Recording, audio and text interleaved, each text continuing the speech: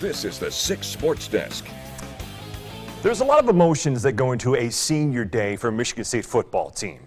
The last time that a lot of the Spartans will ever get out there on Spartan Field and play at Spartan Stadium trying to get a win. But with a 5-5 record coming into this game, the Spartans would need a win against Indiana today to do something that we didn't see coming earlier this season, and that's become bowl game eligible. Out to Spartan Stadium we go. Mel Tucker, always focused on execution and aggregation of marginal gains. Jump into the fourth quarter. Josh Henderson finds a hole to get in and tying the game up at 31-all. The Spartans offense would put Ben Patton in a perfect position to win the game with 2 seconds left. But he misses wide left, and we're headed to overtime.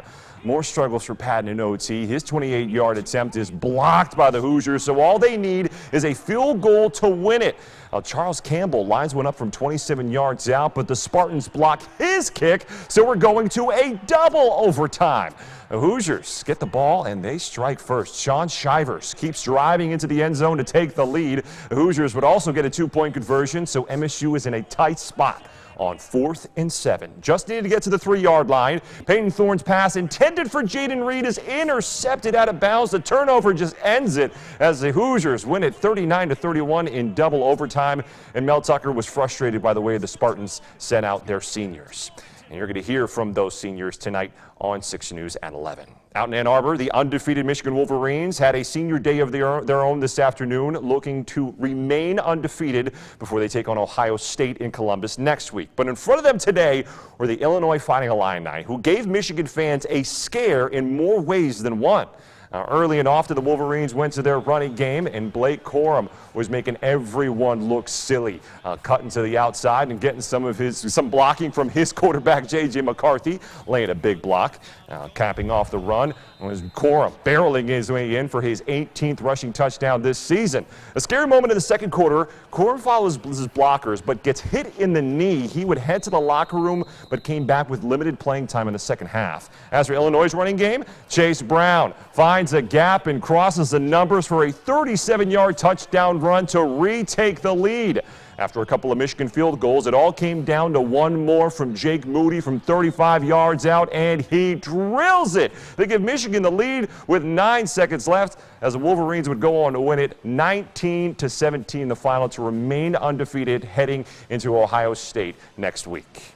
Moving on to the high school gridiron, we have several of our local high school teams who have made it to the state semifinal round. Jackson, Lumen Christi, Mason, and DeWitt all looking to make it to Ford Field. Out to the west side of the state where it was snowing sideways for DeWitt's semifinal matchup, and it was absolutely insane. A win for the Panthers would mark their second trip to Ford Field. In the first quarter, Muskegon quarterback Mackay Guy is unbothered by the weather. He goes 56 yards for the first score of the game.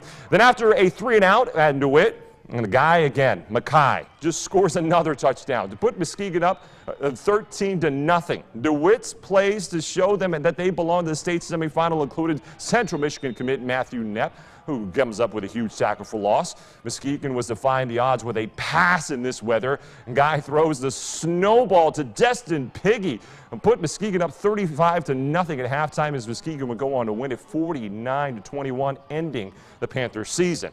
And it was a rematch city in Division III. The Mason Bulldogs had a meeting with the team that ended their season last year, Detroit Martin Luther King. At halftime, King would lead 24-10, and the Crusaders just kept scoring. Sterling Anderson Jr. gets in for the 8-yard touchdown score, one of his 5 touchdowns in the game.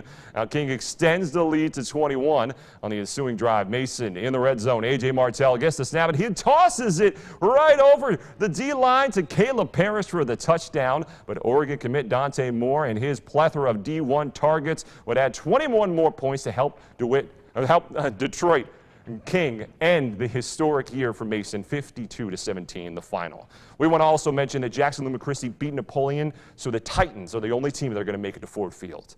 Well, the high school football season is going to come to an end at Ford Field next weekend. The high school volleyball season wrapped up this afternoon with Pewamo Westphalia looking to make school history. The PW faithful made their trip to Kellogg Arena in Battle Creek to watch the Pirates take on Kalamazoo Christian for the Division III crown. The Pirates took the first 2 sets thanks to key key blocks like this from Haley McRae. And then third set, the Comets wouldn't let their season come to an end. Junior Holland Dries picks up the kill to give Christian a 25-23 win and forcing a fourth set. Sage Martin climbs the ladder, collects the kill for PW. Then with match point on the line, Taylor Smith's serve turns into an ace as PW takes down Kalamazoo Christian in 4 sets to claim its first ever volleyball state title in school history. We're going to hear from the Pirates tonight on 6 News at 11, and we'll be right back with a final look at your forecast.